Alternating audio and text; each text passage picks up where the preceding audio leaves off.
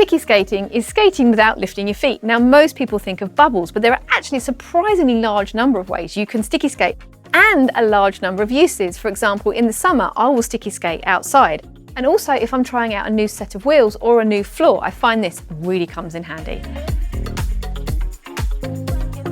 Bubbles. You do not do an outside edge and then an inside edge. Bubbles are done entirely on an inside edge. Each foot makes a curve. So if you think about each foot making a C, rather than going out and coming back in, you're pushing on the big toe. So I'm going to push on the big toe and start with my feet pointed away from each other. And if you push on the big toe, you will make an arc and come back in. Now, you need to make sure your feet don't crash. So we're going to slip them out and push. Now you see how I'm going down and up. This is all what sticky skating is about. So you are creating this momentum using your edges. Now, you will not be able to do sticky skating if you don't have any movement in your trucks. And surprisingly, I have a video on that, which will help you, but you need to be able to use your edges. So for this is inside edges. So if you can find this inside push, you'll be surprised how often you can use this in your skating. I do have a full video on how to do these power bubbles if you need a bit more help.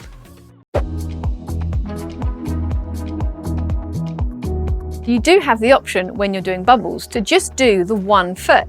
So what's nice is I can sticky skate 2-foot bubbles, and when I get to a corner, I'll just do 1, and that will take me round the corner. Now this is really nice because you can practice it on your dominant foot, but you can also be sure to practice it on your non-dominant foot.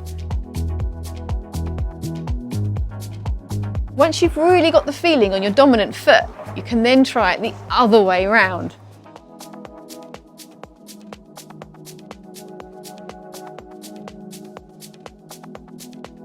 And again, I'm leaning on that inside edge, so inside. You see how I'm going up and down to get the momentum.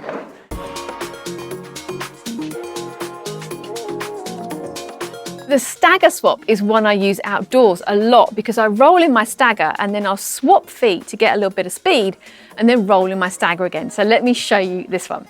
So I'm going to roll in a stagger here, and the back foot is going to do a 1-foot bubble and come in front like that. So then I'm in my opposite stagger, and then I can keep doing that. So if I'm outside, what I'll do is I'll do a bubble and get lots of power, and then I'll just roll until I kind of almost run out of power, and then do another one. And I feel a lot safer this way, because I think if one of my feet hit a stone, at least the other one is still on the ground. Let's just do it one more time.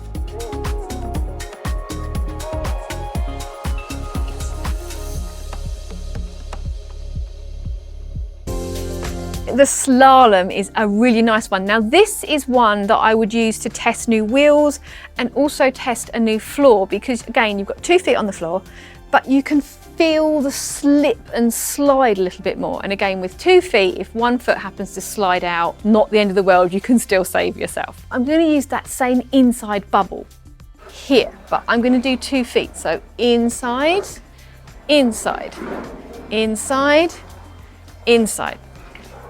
And again, I'm doing this up and down, the rise and fall is what's giving me momentum. But this one is a little bit trickier because when I change direction, I'm actually doing a slight heel manual on the foot that's not pushing. So I'm going to push here, but this foot, I'm going to release the weight on the toe so it will turn. Again here, I'm going to push, release the toe so it will turn. Push, release the toe. So never think about putting the weight to the back of your skate. Just think about releasing that toe a little bit so it can turn. Now, if you've got sticky wheels on, 78, 80s, you might have to lift it a little bit more because mine are quite slidey.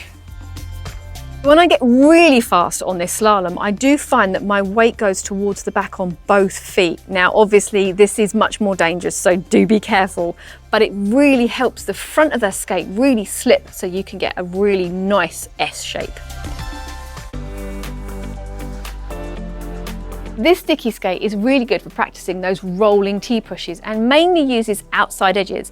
And it's the outside foot on your circle that's going to do all the work. So if you're anti-clockwise, it's the right foot, and if you're clockwise, it's the left foot. Right, let's do it. So I'm going to just do a bubble to start to get some power. And then what I'm going to do is actually let this foot drift to the side and then push. Drift to the side and push. This is on an outside. Drift to the side and push.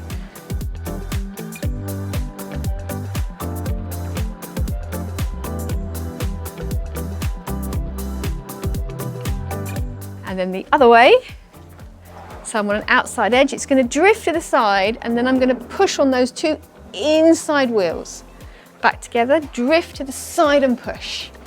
Drift to the side. So I'm kind of getting this up and down, and you get really fast doing this.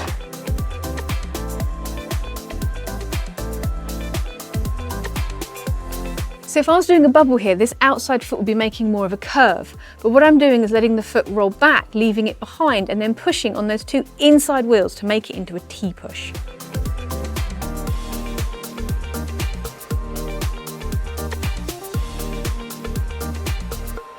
If you're stuck on what to do next, don't let your creativity come unglued.